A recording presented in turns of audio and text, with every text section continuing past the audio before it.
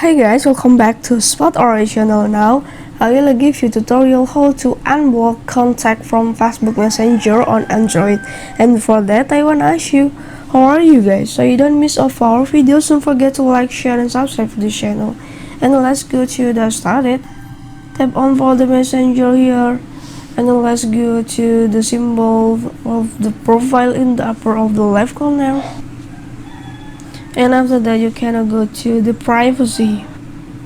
Okay, after that you can go to the block account. Tap on for the block account, and you can see the someone or the account that you have been to block it, and how to make it unblock it. You can go to the tap on for this person, tap on account that you want to be unblocked, tap on, and please choose tap for the unblock message and calls. And before I tap on for the unblock message and call, not block for the on of Facebook, so I tap on unblock message and call here, and place to tap on for the unblock here.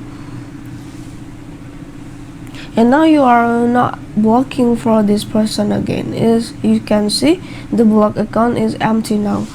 It's very simple way to do it. Okay, I think it's enough to how to unblock someone contact from Facebook Messenger on your Android. I hope this video is useful for you. Thank you for the attention. Have a nice day and goodbye.